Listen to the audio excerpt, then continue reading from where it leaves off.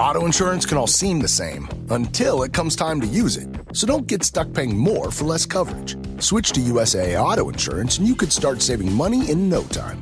Get a quote today. Restrictions apply. USAA. This episode is brought to you by Indeed. When your computer breaks, you don't wait for it to magically start working again. You fix the problem. So why wait to hire the people your company desperately needs? Use Indeed's sponsored jobs to hire top talent fast. And even better, you only pay for results. There's no need to wait. Speed up your hiring with a $75 sponsored job credit at Indeed.com/podcast. Terms and conditions apply. If you are interested in supporting this podcast and at the same time getting all my episodes ad-free, then please head to my website, 3dprintingbasicspod.com. Again, that's 3dprintingbasicspod.com. There you can find all the links to support me, my affiliate links, and as a perk, you can get all my episodes ad-free if you subscribe on Patreon, Spotify, or Apple Music. Again, all my links will be there, as well as a contact form if you have any questions. Thank you, and I hope you enjoy this episode. Hello, and welcome back to 3D Printing Basics. This is episode number 56, and in this episode, I have another interview for you guys. I am interviewing 3DXTECH, and more specifically, Rachel from 3DXTECH. She is here to talk a little bit about the company and some of the products they offer. Rachel, how are you doing? I'm good. How about yourself? I'm doing good. Thank you for asking. I'm excited to have you guys on. Yeah, we're always really excited to talk about the additive manufacturing space and just what our company does in that and kind of how we just play around with some really cool materials in the 3D printing space. Yeah, absolutely. All right, well, let's get right into it then. The first question I wanted to ask you guys is, of course, what is 3DXTECH? What do you guys do? Kind of what are you guys about? Yeah, so 3DXTECH is a 3D printing filament manufacturer. So we like to just really push the boundaries of, what 3D printing is capable of. Obviously, we love the basic materials as well, the PLAs, the PETGs, everything like that. Just really, we try to have a portfolio that pushes from the beginner level of 3D printing all the way up to our industrial, military aerospace customers, and just really push the boundaries of what is possible for 3D printing. Get, fun stuff in there, fillers, things like that, just to try and really encapsulate everything that people could hope for in the additive manufacturing space. So we just really work to keep pushing technology forward as we go in the additive manufacturing space, as new equipment comes out, new printers, new technologies, really just keep up with that and get customers about as much as they could possibly hope for in terms of polymer sciences. Thank you. Yeah, that is definitely something that I noticed. I wanted to touch on the wide range of filaments that you guys offer. It definitely seems like when I first kind of got on your guys' website and started researching you guys, it seems like you guys were more geared towards the high quality sort of engineering filaments, I believe is what they call it, stuff for more industrialized kind of uses. But the deeper I dug, the more I kind of found the wide range that you guys offer, that you do offer the PLA and the PETG. And I think that kind of flows right into the second question that I had for you guys, which is something I think would really help my audience in a couple products that you guys offer called Economy PLA and EcoMax PLA. I was wondering if you guys could talk about that a little bit, because I think it is something that would be very useful for my audience to know about. Yeah, of course. So our Economy PLA is one of our newer products. So our EcoMax is what we started out with. It's a, PLA that we've worked to develop to make it easy to print, good results, good surface finish, good color for the different options that we offer, and good performance in terms of PLA. Because like you said, we do like to drive toward the engineering side of things. And we understand that even though you might be working in PLA, you don't necessarily want your product to be a immediate break, immediate failure sort of thing if you're starting to delve into more of the prototype side of projects, things like that. So we did our best to develop this material to make it really as robust of a PLA as you can get. Our economy PLA is a slightly different formulation, and we have not seen any significant negatives in terms of performance. But what we did was we just really worked to drive the cost of that PLA down to try and make it very approachable for our customers. Because even though this is all made in U.S. material, we work really hard to still keep it approachable for beginners, people who are first coming into the additive manufacturing space. And so that product line, specifically the economy PLA, we've worked to just minimize the cost for the customer while still delivering good performance, fun colors, lots of different colors. We have some glitters, things like that, and just make it a product that is very approachable for people who are just starting 3D printing. Yeah, absolutely. It seems like that is definitely the case. I think you guys are doing a really good job of catering towards the more beginner side with especially the economy PLA when it comes in at only right now. I'm looking at the website. You guys have got a sale going on right now, but it's $13.49 for a 750-gram roll, which going to the usual 1 kilogram size is about $17. So a very, very good price for PLA. And overall, it's definitely gotten really good reviews, and I'll leave a link to it in the show notes. If anybody in my audience is interested, I would definitely highly recommend checking them out. And that's another thing that I did want to discuss was the Made in the USA. When 3DXTECH started, was that kind of always a goal, was trying to keep manufacturing inside the United States? That's just something that you don't see a whole lot anymore from really any company. And especially, I feel like 3D printing companies have, most of them I feel have taken their manufacturing overseas. So it's really refreshing and nice to see a company that still does all their manufacturing in the USA. So I just wanted to kind of talk to you about that. Yeah, absolutely. So all of our material that we make, every final product reel that you can purchase is made in the US. And that has always been the goal. That's been a foundation of this company since it started, was the highest quality materials possible, the most, conformance, the most regulatory conformance, things like that, just for safety, for environmental aspects of things, because we know that's a big part of people's care with plastics is, it is a plastic, but you want it to be as ethically sourced and, controlled in terms of what goes into it as possible. And then, of course, that made in the US manufacturing, just because that allows us better control of our product, the quality, what goes into it. It lets us drive harder in the directions that we want to go, and lets us put a little bit more attention to detail into it than maybe, like you said, some companies that might go overseas for their sourcing. It just really lets us stay hands-on and lets us keep the passion that our team has really hands-on into everything that we make. Yeah, absolutely. And I feel like it also gives you that kind of reputation. I feel like I can speak for a lot of people inside the US when they're looking at buying not just 3D printing in the 3D printing area, but just anything that they're looking to purchase. When it has that made in the USA tag, that kind of gives it that nice reputation. You kind of have that good feeling of like, okay, not only do am I feeling like it's going to be a little bit better quality with a little bit more sturdiness to it, but it's also, a good reputation in a company that I'm definitely willing to support. Yeah, absolutely. We definitely have pride of ownership in everything that leaves our facility. And, when you talk to us, if you ever, have questions about applications or anything, you're talking to a team that's housed in Michigan, and, very tight knit group of people who all come into work every day with the desire to make high quality materials, and just make it, like you said, with that pride of ownership of being in the United States and just really pushing for excellence in everything that we do.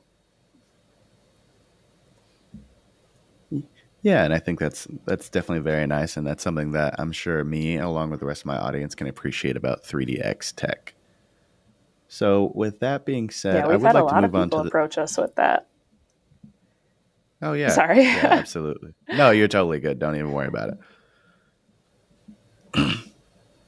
So, with that being said, I would like to move on to the next question. That being, How was the advancement of 3D printing lately? We've definitely seen in the last few years, maybe since 2021, probably since Bamboo Labs kind of came into play, there's been a lot of advancement in the 3D printing industry. How has that kind of led to more and more businesses choosing to use 3D printing and additive manufacturing, in your opinion? Yeah, so we thankfully, have a lot of communication with people, different companies that are either delving into 3D printing for the first time on a more industrial scale, or are looking to redevelop their additive manufacturing that they have in their business, which is very, very cool.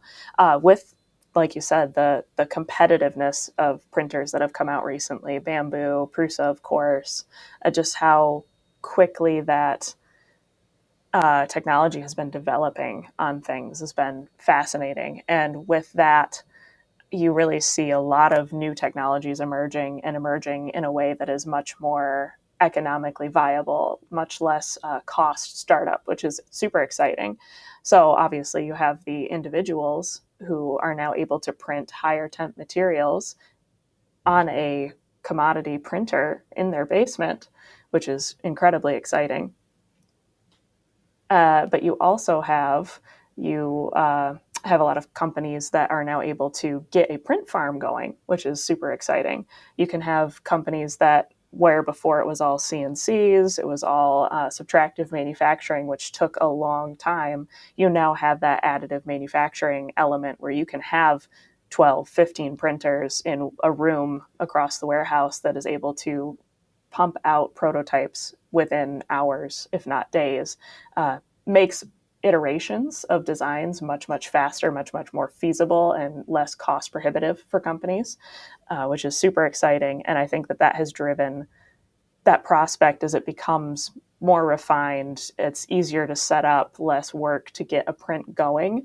You've seen a lot of businesses actually start to embrace that as a manufacturing method that is less looked on as some dark magic type of science and is more approachable, more cost feasible, everything like that. So we actually have had a lot of businesses approach us for the first time, learning this technology for the first time, and actually over the years have built from trying out one, printer to now they'll have entire teams dedicated to just prototyping labs.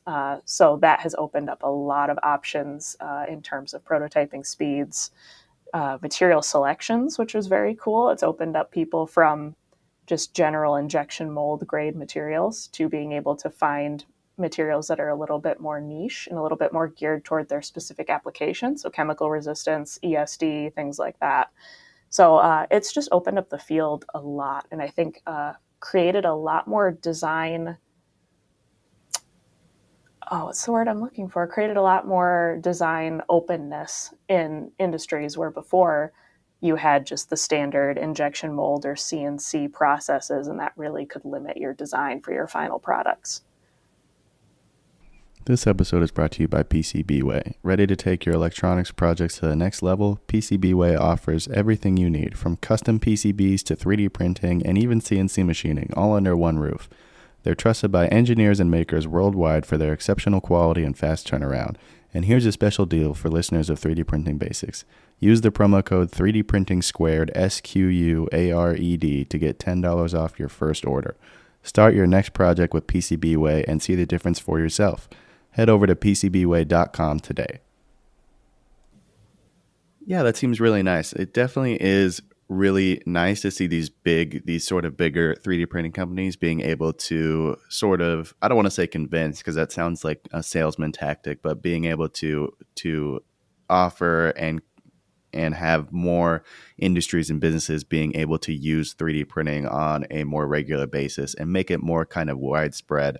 I feel like 3D printing for a long time was sort of like this very niche kind of area where only people who were using 3D printing truly believed in it, and you couldn't really convince any sort of big companies to really use it. They kind of believed it was just for making trinkets or making stuff that was brittle or maybe not being able to be used in an industry kind of area. So it's really nice to see that, especially with all the advancements, that more and more companies are sort of opening up to the use of additive manufacturing and see it for what it is, which is a reliable way to manufacture parts in a very timely, cost-effective manner that also creates the same sort of strength that you would get from normal machining or sheet metal fabrication. I can say to my new Samsung Galaxy S25 Ultra, hey, find a keto-friendly restaurant nearby and text it to Beth and Steve. And it does without me lifting a finger, so I can get in more squats anywhere I can. 1, 2, 3. Will that be cash or credit? Credit. 4. Galaxy S25 Ultra, the AI companion that does the heavy lifting so you can do you. Get yours at Samsung.com. Compatible with select apps. Requires Google Gemini account. Results may vary based on input. Check responses for accuracy. This episode is brought to you by Walmart. New beauty is in bloom at Walmart, and it's all about springtime radiance. From Drybar, Tula Skincare, and hundreds more available online, Walmart has the premium brands you want and this season's on-trend products for flawless, glossy hair and hydrated skin. Big name beauty brands? Check. The things you love? Check. Find trending spring beauty and all you need to look and feel gorgeous at Walmart, on app and online.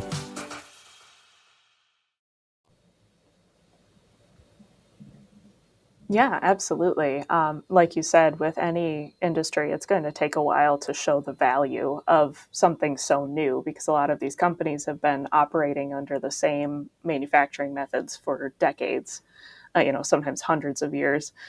So anytime there's a new kid on the block, as it were, there's a lot of skepticism, understandably. And, prior to the development of some of these more high performance materials, a lot of it was just sort of gimmicky, sort of visual prototypes. But yeah, as we move into a space where you can print PC, you can print Altem 1010, which can be used end use products in space or, in high performance cars, trucks, trains, things like that.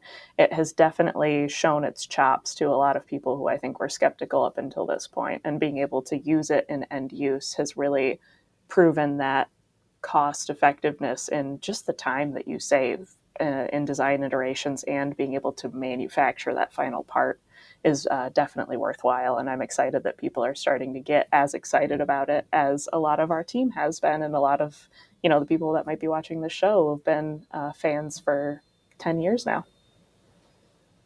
Yeah, absolutely. I feel like once you are able to take a part and have it being used in space, I feel like that kind of vets it for being able to be used in any sort of other kind of fashion. So that's definitely interesting. And I kind of wanted to parry off that and say, is there anything that you and your team kind of sees?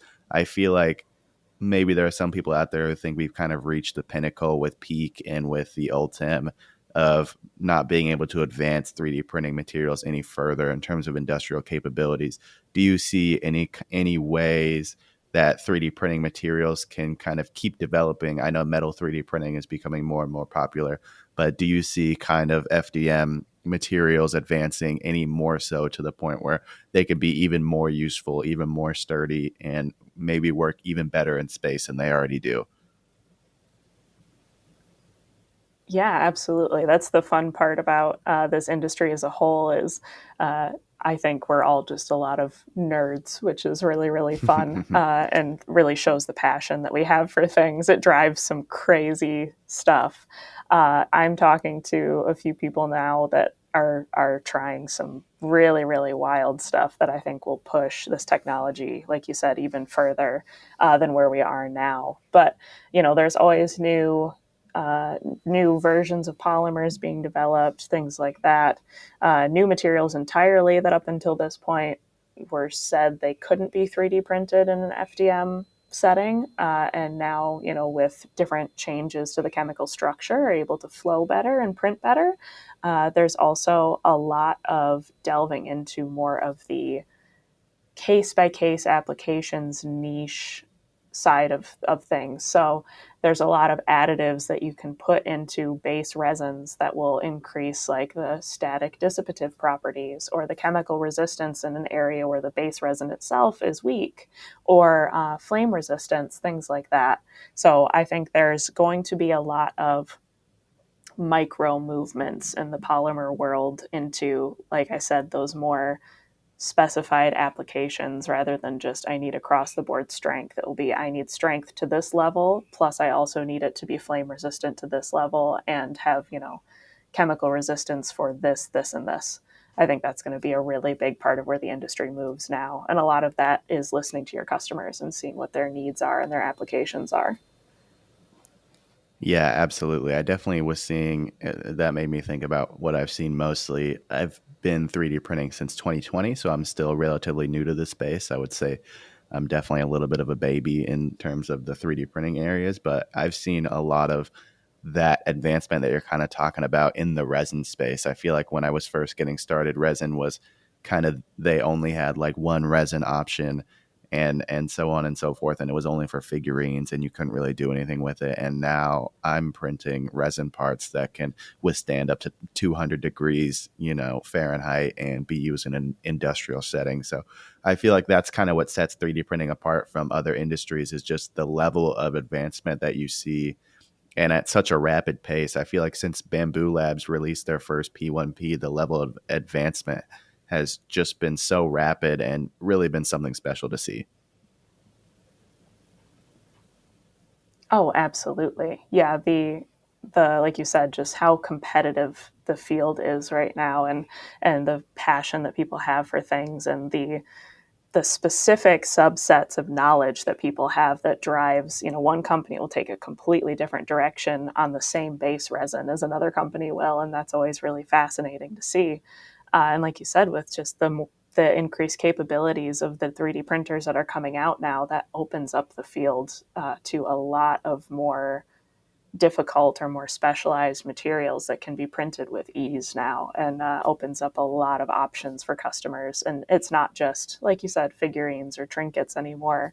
And the possibilities truly sometimes feel endless, and it can almost be a little overwhelming from my side of trying to figure out what products we want to push next, what we want to focus on next, because there's so many that you could pursue. Yeah, absolutely. I definitely get that feeling of overwhelming.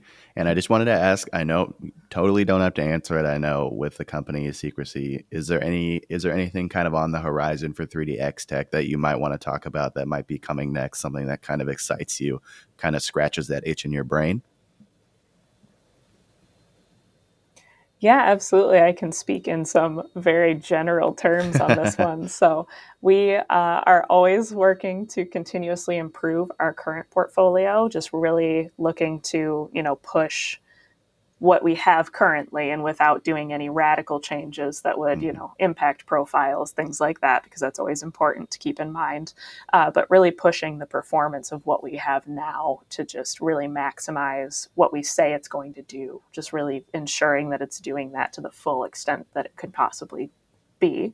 But beyond that, I definitely think we are looking into sort of that middle area of our portfolio, that sort of prosumer area, and really looking into some materials that we think will be really beneficial for people who are maybe taking the 3D printing space from a hobby to more of a business, or using it to really push their business or their products that they're working to develop. So specialized, little bit more technically intensive, but still easy enough that you can print it on a lot of these more maker style printers. You don't have to put the money down for one of the industrial sized ones, is what we're trying to aim for right now.